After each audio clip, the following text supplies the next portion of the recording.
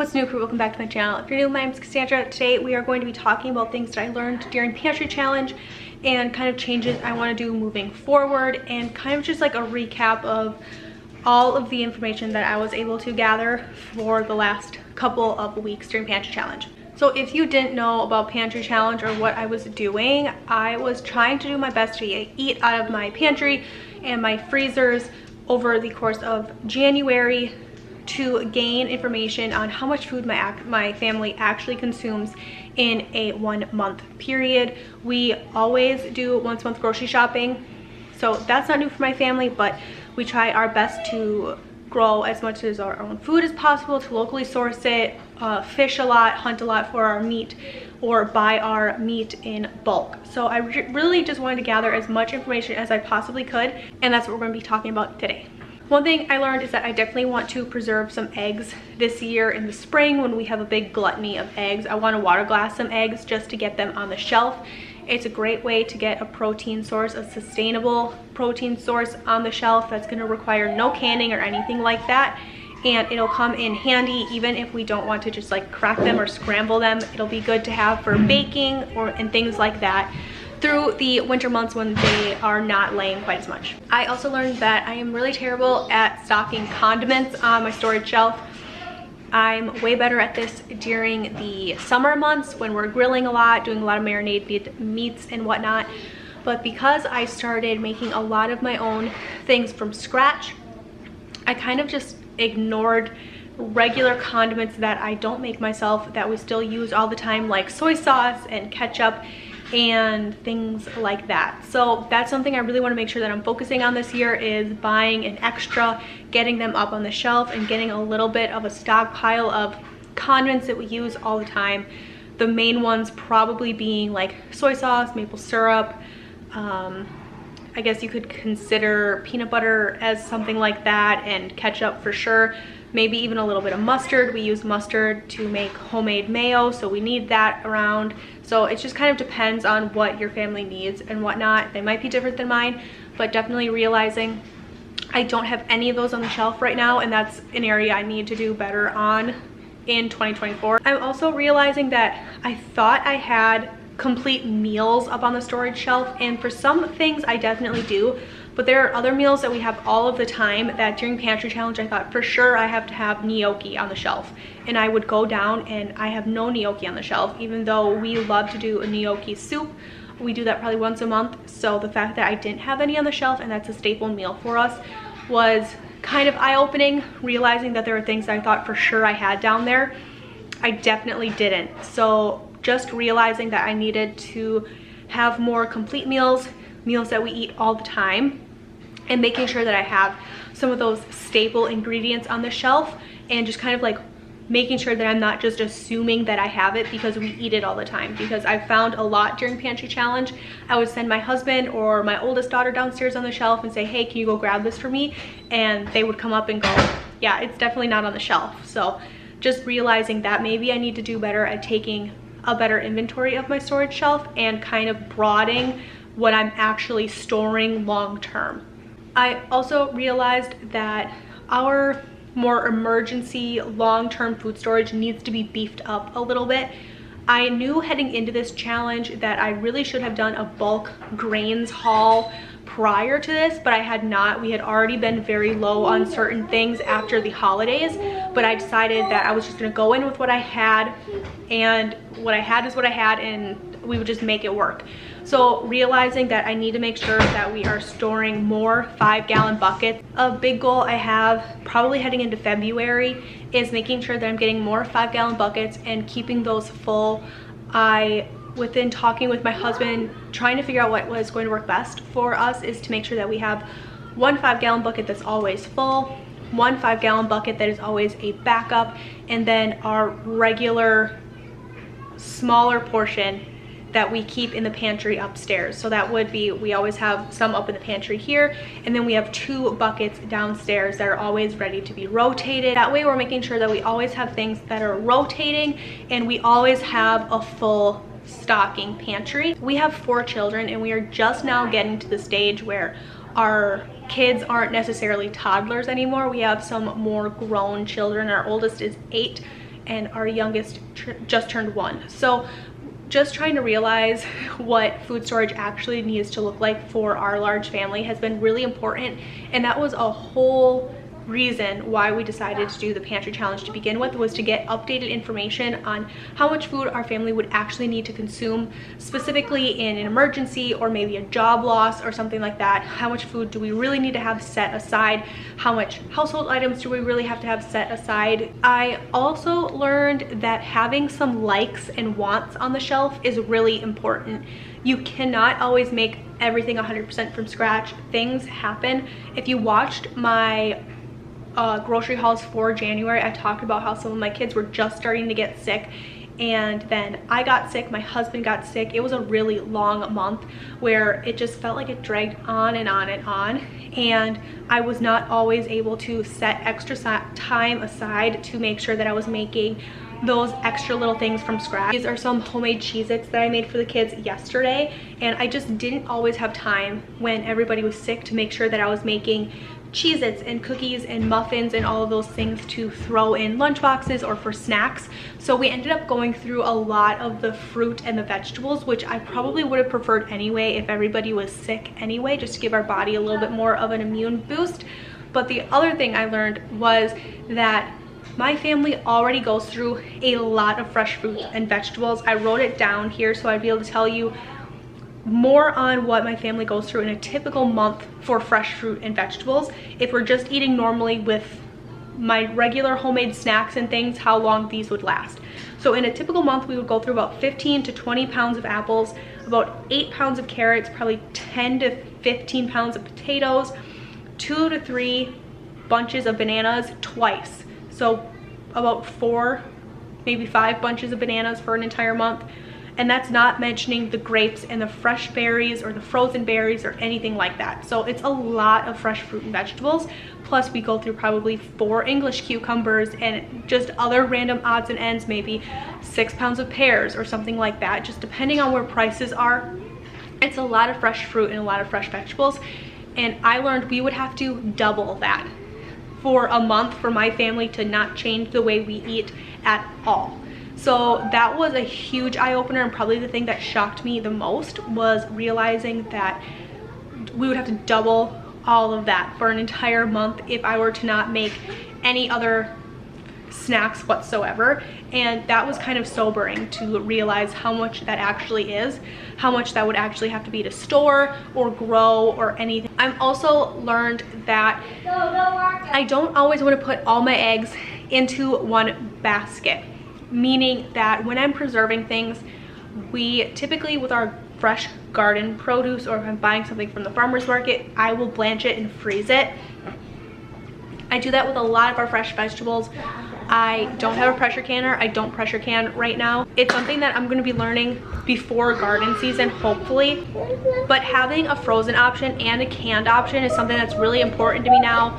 Also realizing that if in the state of emergency like what just happened on the East Coast, where your power goes out, it's down for a couple of days, realizing that maybe all that freezer stash, you're not going to be able to go through it before it goes bad. If it's the middle of summer and the power goes out and you don't have a way to get your freezers back up and running, you're kind of going to be SOL. So realizing that I don't always want to put all my eggs in one basket, and I want to get some canned items up on the shelf as well, whether that be I'm pressure canning and getting it on the shelf, or I'm buying at Aldi or something, I'm buying a whole flat of green beans and corn and getting those on the shelf to have more options is something that's really important, and I learned really quickly this last month.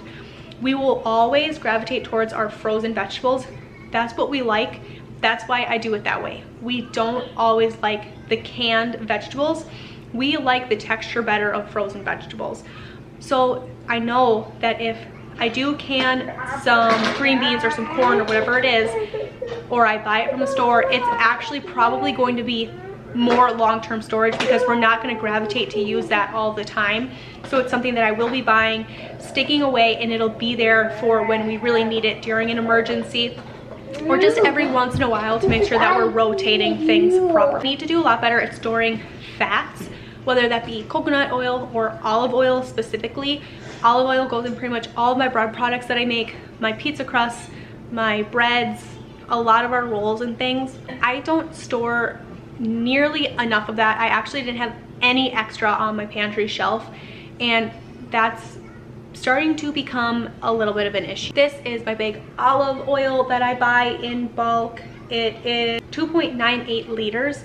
I go through this about every 3 months with all of the baking that we do. This is also what I use anytime a recipe calls for vegetable oil or anything like that. So we go through quite a bit pretty quickly, and I'm realizing I need to do better at making sure I have at least 2 backups on the shelf, if not 3.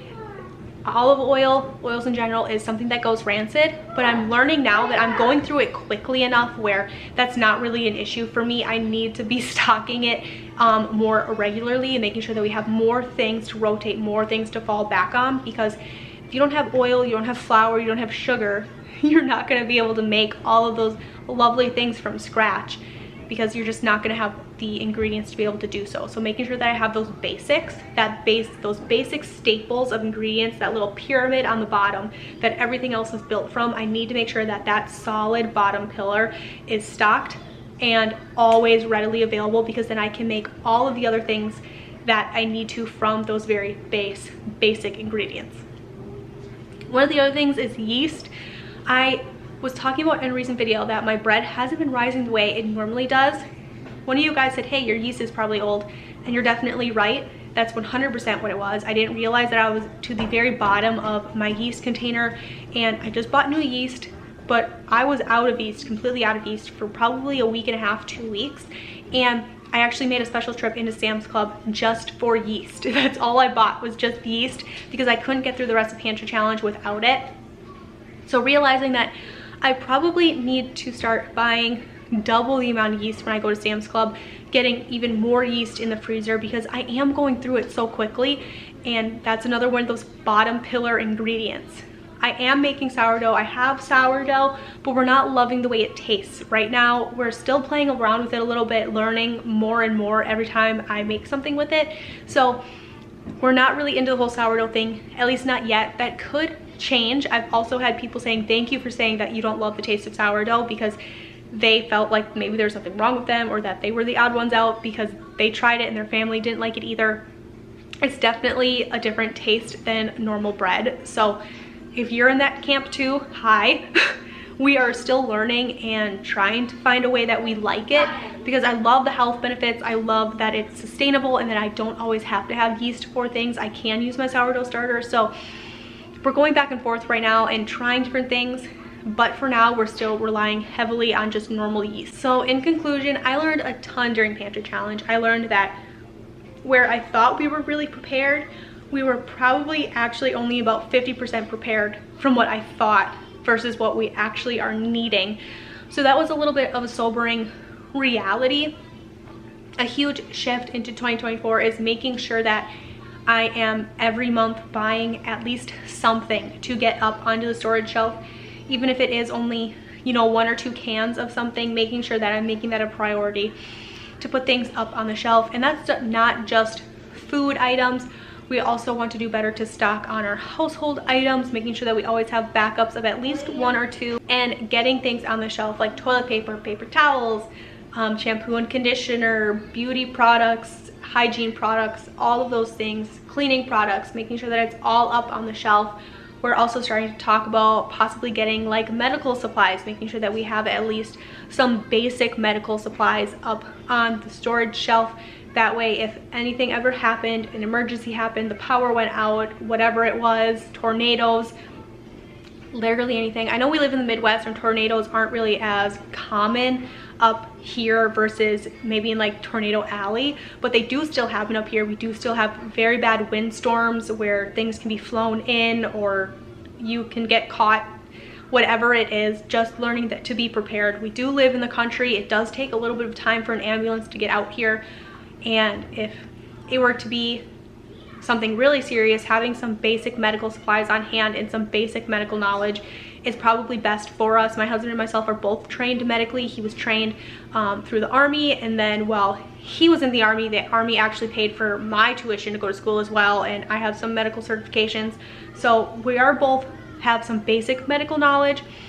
So that helps a lot, but making sure that we do have very basic medical things, maybe things like tourniquets and bandages and wound packs and things like that, is also something that we're starting to take into consideration as well. So my husband actually went to me with Sam's Club, and while I picked up the yeast, he picked up a very nice first aid kit, and it came with things like alcohol swabs and wound kits and wound packing kits, burn equipment and things like that. So stuff that's really important and maybe we haven't thought about in the past, but just with local events happening and even just things happening in the United States with like the power going out on the East Coast and everything happening, it's probably better to just be prepared and have a couple of things on the shelf and set downstairs or in a closet, wherever that is for you, in your garage, whatever, and just having some things stored away. The other thing we're talking about is storing water. That's something that we've never stored before. We don't buy bottled water, we never have. Maybe occasionally in the summer if we're having a party or something, we'll get a case or two of bottled water to put in the cooler, but other than that, that's pretty much it. So thinking about making sure that we are storing some water, getting things up on the shelf, storing things, making sure that we're thinking about things more in a whole picture versus just being a little bit more laser focused on just food, trying to broaden that up a little bit and become more prepared on a larger scale of items. So I think you could say I learned a whole lot during Pantry Challenge.